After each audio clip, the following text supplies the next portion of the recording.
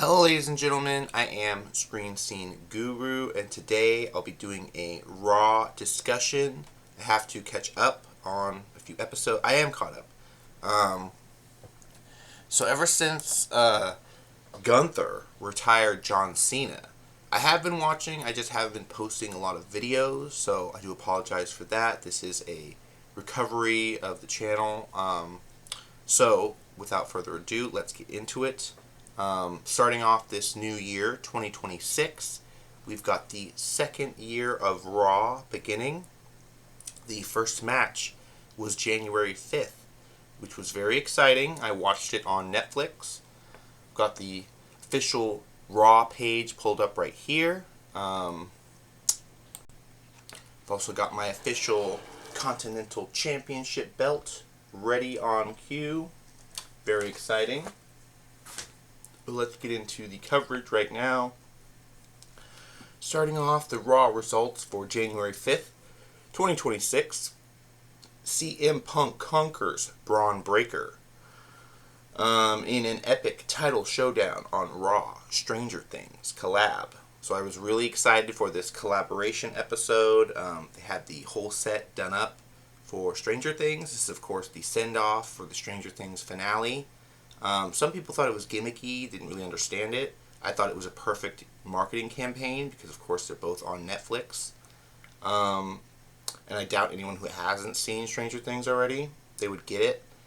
So going into the beginning, we got Rhea Ripley, Iko Sky, defeated the Kabuki Warriors to capture the WWE Women's Tag Team title, of course. And now they are referring to themselves as Rilo, or Rilo, I think. So that's really cool. They have marketing t-shirts with them on it. We also got to see AJ Styles disrespected Gunther and challenged him to a match, of course, which the match went pretty well for AJ Styles, I'd say, but the referee wasn't paying attention, and Gunther was able to get him out. So that was unfortunate. We got to see Becky Lynch returned in her new Star Trek Starfleet Academy outfit. She was, of course, coming back for her Intercontinental belt, of course, and she had to wear it on the red carpet premiere for the new Star Trek show.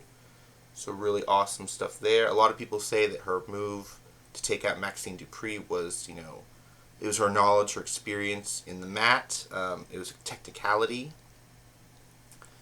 But yeah, very interesting. We got the Usos issued a bold warning to Raw's tag team, basically saying the Usos are the best. There is no other team that could take them on, which is pretty true. They're pretty good.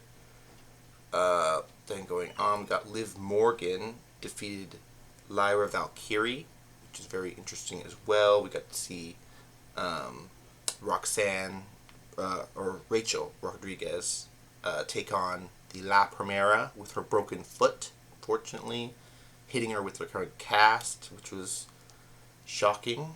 And of course, the final match, World Heavyweight Champion CM Punk defeated Braun Breaker, which was very interesting because he came into the ring running. They had drone footage of him spearing Dragon Lee, and of course, taking out everybody on their crew. They said because of his maniac behavior, Adam Pearce had him suspended. Of course, he did have him up against the rings of the mat, choking him out, so it was understandable to have someone like that suspended. We were wondering if he was going to show up this week, but he didn't make an appearance. So some very interesting stuff is going on as far as Raw is concerned. What do you guys think is going on? I've heard rumors about the scripts being written by AI, all the way to Paul Heyman apparently doing legal maneuvering to try to get control of Raw from Adam Pearce. So some very interesting stuff is happening. This does, of course, have to be confirmed and okayed by Triple H, general manager of the entire WWE franchise. So he chooses and picks who leads the NXT, SmackDown, and Raw boards. I'm not sure if Triple H would trust Paul Heyman or his lawyers to get Adam Pearce out of his job, but it does appear that there is something going on behind the scenes the fans are not aware of. So that's very interesting. I also want to talk about SmackDown real quick. Drew McIntyre is currently our heavyweight champion for the men's championship belt holder. He took it from Cody Rhodes a few weeks ago at Hell in the Cell, of course, three rows of hell. Jacob Fatu came into the ring to, of course, fight both Drew McIntyre and Cody Rhodes, which gave Drew McIntyre an opportunity to leave the cage match with his belt. So yeah, that was really shocking. He's been on SmackDown the last few weeks as the big head. But going into this real quick, we've got Gunther challenges AJ Styles to put his career on the line for a rematch at Royal Rumble. So very interesting stuff here. Gunther has declared himself to be competing in the Royal Rumble when you have to be selected. And we knew, what's his name? AJ Styles was retiring in 2026. It was already confirmed, talked about, but now this is going to be an early retirement for him if Gunther beats him. So very interesting. It appears that Gunther is going to retire most of the WWE fighters in the roster. He wants to take on a lot of them, it seems like, after taking out CM Punk. Or actually, CM Punk took him out with a head injury, and then he came back to take out Cena. So now he's on a revenge path, it appears. Becky Lynch defeated Maxine Dupree, of course, but that was with the help of Maxine Dupree's coach, which was Nadia, which was very interesting. Nadia returned with her corner, Maxine Dupree, and then she assaulted her really bad, saying that she's not ready, I guess, for the Women's Intercontinental Championship belt. She needs to get tougher, so that's very interesting. We got to see Rey Mysterio and Penta and Dragon Lee defeat The Vision, which was Logan Paul, Bronson Reed, and Austin Theory. So very interesting matchup there. I believe it was a 6-man matchup. That was very interesting. So going on from there, we got to see, of course, Rachel Rodriguez, Liv Morgan, Roxanne Perez unleashed an attack on Relo, which is Rio and Echo Sky. We got to see a wicked move from, I believe it was Liv Morgan, who took out Rhea Ripley. Unexpected, but it may be a foreshadow to the events of Royal Rumble. So very interesting there. Oh yeah, I didn't get to watch this match, but El Grande Americano, I guess, defeated Javon Evans, which was savage. But, I mean, there was 3 of them on 1, so I'm not too shocked by that outcome. I am a big fan of Javon Evans. I like to get bouncy. So yeah, very interesting. And then, of course, the big match in, I believe they were in Scotland or Ireland. Finn Balor took on CM Punk, which was very interesting. Of course, we got to see CM Punk defeat Finn Balor, even though he put up a pretty good fight. CM Punk shook his hand, showed a sign of respect. But a lot of people have been claiming that CM Punk is looking older, which is concerning. How long can he hold on to the belt? We know that Gunther's coming for him. Others are challenging him as well. I think he's doing pretty good as far as a fighter goes. You know, he can only do the best he can. And he is up there in his 50s. So, you know, we saw Cena come back and do his tour, and then he got out, which pretty much now is the time for Punk to retire on a good note if he wants to. But I do believe a lot of people love him. And no one really can... I can't see any of the other fighters becoming a heavyweight championship belt holder, besides maybe Cody Rhodes again. I don't know where the Tribal Chief is. Of course, we got our Usos tag team belts, but that's just tag team. So yeah, very interesting that Drew McIntyre, heel, is holding the current championship belt. What do you guys think of all the news in the sports center for SmackDown, Raw, NXT? I know they just had one.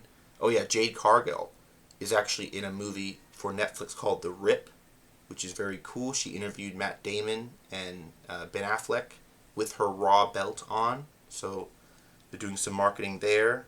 Highly recommend you guys check out The Rip.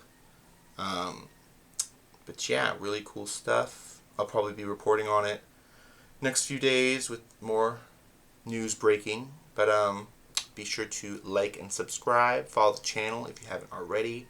Trying to build up to 90 to 100 plus subscribers. I'm only at 86 right now, so I'd appreciate it if you guys support the channel.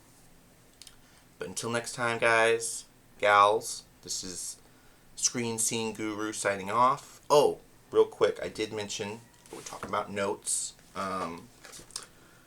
So real quick, 4 astronauts are due to come back to Earth sometime this week after one of them getting sick up in ISS. Very interesting stuff. The Bride trailer dropped from Warner Brothers. If you guys checked it out, it looks fantastic. I'm hoping this is going to be essentially what Warner Brothers was hoping Fale Adu would do, and that movie ended up crashing and burning. Hoping that The Bride is actually a really big hit for Warner Brothers. It's coming out in March 6th, so very interesting.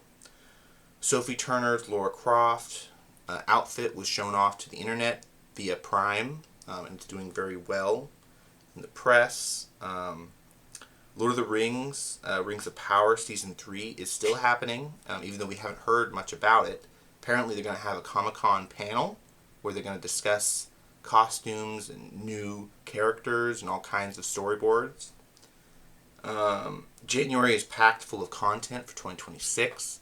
So like I said, I went out to go see, if you guys watch my shorts, my YouTube shorts, I've seen 28 Years Later, The Bone Temple. It was great. I'll probably do a review on it in a few days. I'm trying to wait for people to have time to see it. But it is looking like not many people are going out to see it in the theaters, which is too bad. I got my kitty cat coming over. Hi, Lily. Down. Okay, so Masters of the Universe teaser dropped today, and apparently there's going to be a trailer tomorrow, official trailer. It looks good from the images we saw. Big freaking set, you know. It looks like Warner Brothers or Universal. I'm not sure which studio is doing this movie, but they're putting a lot of money into it.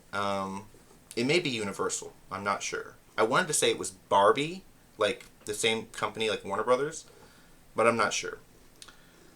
James Masters apparently teases there's going to be a Sunnydale series, a Buffy the Vampire spin-off called Tales of Sunnydale. I'm not sure if that's going to be a good thing or a bad thing. I'm not really sure. Hans Zimmer set to compose the Harry Potter series for HBO Max. It's really good. Hans Zimmer is a really good music composer for television and movies. Paramount lost its first courtroom battle, as a judge said. Basically, they're not losing anything by this deal not going through. Avatar 4, they said James Cameron explains it needs to be less expensive in order to be, something that happens. Robert Downey Jr. held a Q&A for a special screening of Marty Supreme, and he talked about how Doomsday is going to be their big collaborative effort. Warner Brothers and Disney both have advertising years, so they're doing a big push this year for content. Of course, President Trump threatening to use the Insurrection Act on Congress because of the riots going on in Minnesota and other places. Ready or Not 2. I saw the trailer for Ready or Not 2 in the theater, and it looks like a great time. I haven't seen the first movie, but I got the gist from the trailer, of course. Scream 7 trailer dropped as well in the theater. It's been out for weeks, months, I think, but it looks good in the theater, so that's cool. A24 trailer for a horror movie called Undertone. So yeah, there's an Undertone movie coming out about frequency. Kind of reminds me of White Noise, but dumber, because it's podcasters, teens hosting spooky videos they find online. So it's very interesting. Kathleen Kennedy has officially stepped down from Lucasfilm, so now we're getting a third era in creative oversight and changing of the story, passing of the torch, if you will. I'm very looking forward to Dave Filoni and his upcoming slate. The The Rey character will return at some point. We're not sure if it's going to be in her own solo movie or if it's going to be she appears in a collab effort film. I don't think she's going to be in Star Wars Starfighter with Ryan Gosling. I could be mistaken. I don't think they want to put Rey in that movie. I think she's going to come out after that movie comes out in 2027. So after the 50th anniversary Star Wars, Rey could be coming back. Yeah, why not? She's in a new film called We Bury the Dead about zombies, which I haven't seen yet. I'm waiting for it to be playing in my area. Okay, so we already listened to this. Let's see. Scott Cooper is working on a new UFO movie with Michael Mann. Well, it was, I guess the script had been done by Michael Mann, and now Scott Cooper is doing it. Bob Lazar and George Knapp have a movie coming out about Bob Lazar's life. I guess it's a documentary, which is very cool if you know about him. We've got a new movie being made about Roswell as well, which is really good. Jason Momoa recently talked about... Hey, come down. Okay.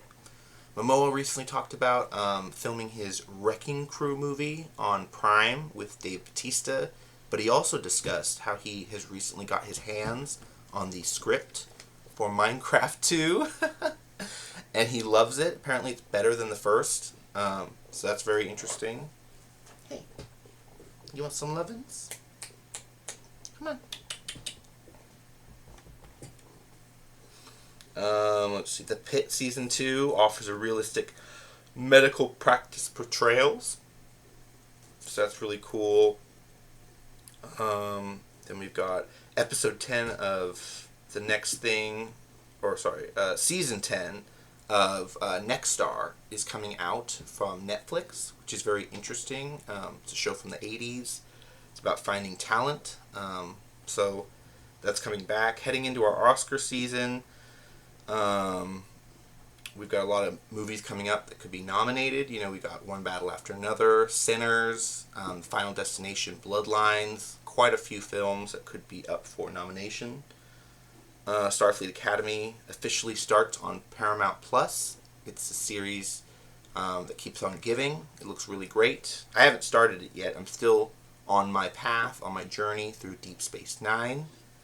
A24 admits Marty Supreme almost became a vampire movie, which is kind of weird. Apparently, there was going to be a certain character in there. We know the character that paddles Marty Supreme's bottom with his own ping pong paddle. Apparently, he was going to show up in the film again as a vampire and bite Marty Supreme at the end. I see why A24 didn't do this. Of course, Safdie and Marty, Timothy Chalamet, probably pitched this as an idea to get awards because of Sinners, and A24 probably told them no.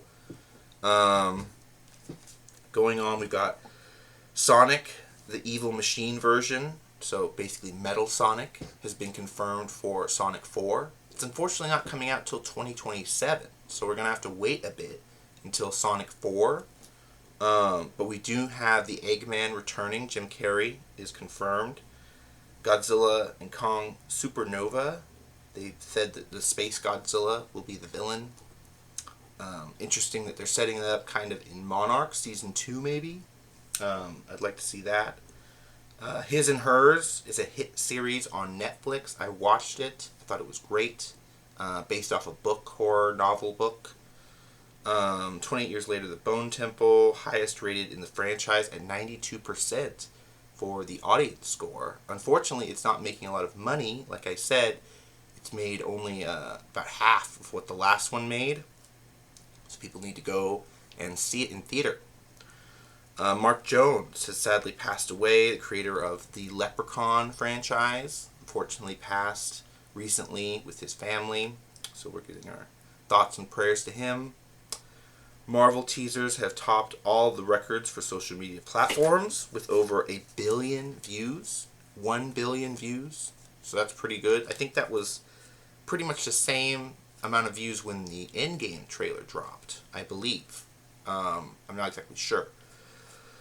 Conjuring First Communion will hit theaters September 2027. So the First Communion, I'm guessing this is their first case, where the last movie was their last case. So very interesting. Conjuring's coming back. We all knew it. We figured they were announcing that HBO Max show was still happening. Jon Snow spin-off series in the works with Arya Stark as main characters, so that could be happening now that this Knight of the Seven Kingdoms is doing very well. George R. R. Martin says it's a battle to tell his story after House of the Dragon Season 3 premiered. I guess they have a new showrunner for the series because I guess he fought the last showrunner for Season 2. Apparently, George R. R. Martin was giving notes to HBO and to the showrunner. The showrunner was going over his head by saying, "Oh, these are all right, but this isn't your story, George." So very interesting. They got pissed at him, and now he's gone. Shrinking Season 3. Harrison Ford looks really good in it. He plays a character living through Parkinson's, so he's exploring that facet of getting older, experiencing medical troubles. A lot of people with family of the disease, or family members that have the disease, feel represented. I do believe Michael J. Fox was actually in Shrinking as well. I'm not sure if he's a returning character, but I believe he was in Season 2, which was really cool because he came back to acting after decades. So yeah, I talked about Sonic 4. It's coming out in March of 2027. We're not sure if that release date's going to move or not. Let's go on. See, Haley Atwell is playing multiple Captain Americas, possibly, in this new Avengers Doomsday. Kathleen Kennedy, I talked about, she stepped down from Lucasfilm. Simon Kinberg delivered a treatment for a Star Wars trilogy. So he delivered a 70-page script, apparently, which has nothing to do with the Skywalker franchise or any of the characters we've met before. This 70-page treatise, or basically treatment, is giving Lucasfilm an opportunity to go in a new direction for the next 3 to 5 years. So that's very interesting. It could mark the beginning of a new trilogy. Kinberg helped create Rebels with Jon Favreau. So Rebels is one of my favorite shows on the animation side. It has some of the best story, kind of like Andor. Paramount stock dropped 40% after their attempted acquisition of Netflix and WB. A judge, like I said, had blocked them before. Dune 3 marketing. So we know that the Doomsday event is happening. Dune 3 and Avengers Doomsday happening in December of the end of the year. Well, now they've just officially announced there are new IMAX screens being made specifically for Dune Part 3. And Dune is going to have those IMAX screens exclusively for the first 3 weeks of its premiere. And then Avengers Doomsday will get IMAX. But this is a big marketing push. It shows that the first 3 weeks of a premiere is usually when films make the most of their money. And if Avengers Doomsday has to wait for IMAX for 3 weeks, people are actually speculating, will it make any money? I know it will make money, but very interesting this move they're going with. Everyone seems to be acknowledging Timothée Chalamet, so might as well go right ahead on it. Talked about Knight of the Seven Kingdoms premiered, really excited. Zootopia 2 is the highest rated animated movie of all time. It beat out Frozen 2, it beat out Inside Out 2, Moana 2, so they need to do more of the Zootopias, I'd say, because they're one of the biggest franchises in the world, animation side. Ninja 2, of course, did very well as well, but that's over in Asia, China. We're not exactly sure about their box office tracking. I do believe it's a good film. I've watched the Ninja show on Netflix. There's a show on Netflix, people didn't know. And then I haven't seen Ninja 1 or 2. But based off the TV series, I can tell the animation is great. A couple of digital releases. We get the Bruce Springsteen film on Disney Plus this week. SpongeBob movie comes to Paramount Plus this week. Then going on, 2026 stock market, people are trying to invest in the theaters, specifically Cinemark. I guess Wall Street is telling young kids, young investors, to buy stock in Cinemark because 2026 is going to be a big year for cinema. They're expecting these big releases to drive revenue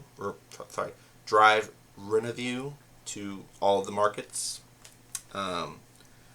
So that's cool. Woody Harrelson recently talked about how he would hate getting to the set of, True Detective, the first season, with Matthew McConaughey because of his method acting. I guess he claimed in an interview recently that he wanted to punch him in the face, which is very interesting because they're actually going to be working together in a new series for Apple TV. So I wonder if he still feels that same way about it. Going on, WB greenlit J.J. Abrams' new horror film. It's now being called The Great Beyond instead of The Ghost Writer. I reported on this a few weeks ago.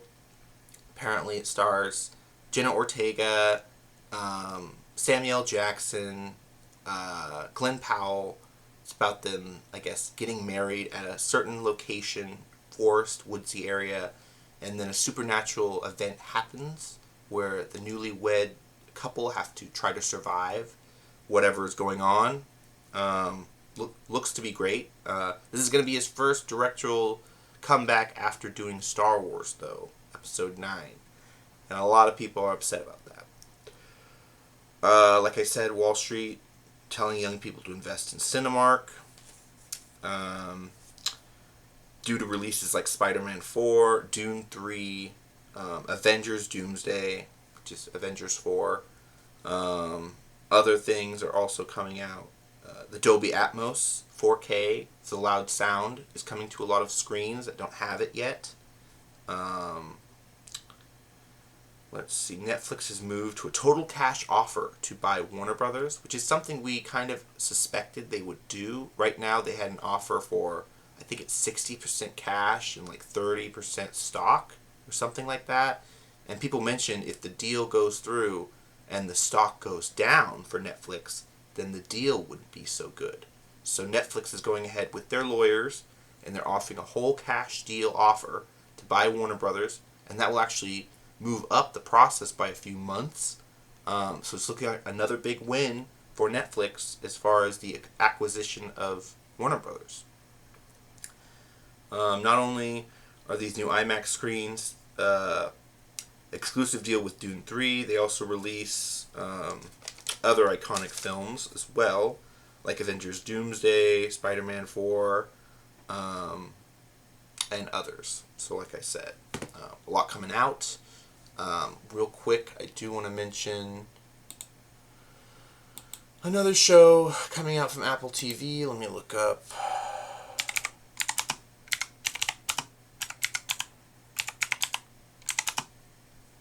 Season 5. So yeah, here.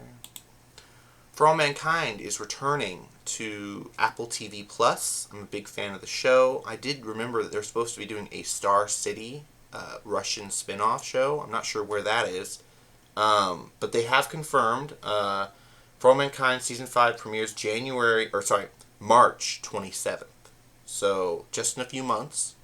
March 27th looks to be a big month year. I mean, we're getting The Bride, we're getting a few more movies, so March is doing pretty alright. This is coming from Deadline. Real quick, we got our first teaser and photos.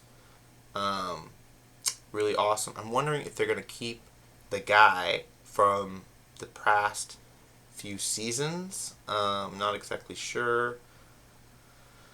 Yeah, Deadline. I don't want to get your newsletter. Let's see.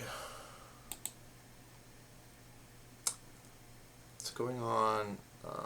Okay, here's the Apple TV set March 27th to return the original series For All Mankind's 5th season, followed by the new episode every Friday through May 29th. So a teaser, first look, photos given. For All Mankind would have happened if the global space race had never ended. The series presents an aspirational world where NASA astronauts, engineers, and their families find themselves in the center of extraordinary events seen through the prism of an alternate history timeline. A world in which the USSR beats the US to the moon. So really awesome. Ronald D. Moore did the show running. He, of course, is doing the show running for the God of War series on Prime Video. So I'm hoping he's coming back for the season 5. Going on, season 5 picks up in the years since the Goldilocks asteroid heist. Happy Valley has grown into a thriving colony with thousands of residents. A base for new missions will take us even further into the solar system. I'm getting chills, guys. But with the nations of Earth now demanding law and order on the red planet, the moon, that's Mars, friction continues to build between the people who live on Mars and their former home. So it could very well turn into a Babylon 5 situation where, the governments of Earth basically go into a state of flux, and the people out in space aren't sure what to do. The cast includes Joel Kinnaman, Toby Kebbell. It just talks about the cast. For All Mankind was created by Ronald D. Moore, Matt Wolper, Ben something rather, serves as showrunner, executive producer alongside Moore, Meredith. Okay, so that basically just talks about it. A batch of new season 5 photos can be found below. Okay, so it looks like the people running NASA are older. Oh, it looks like there's like a new army being kind of introduced. Russian army. Okay. Oh, wow. I'm liking it. It looks good. Yeah, the images look good.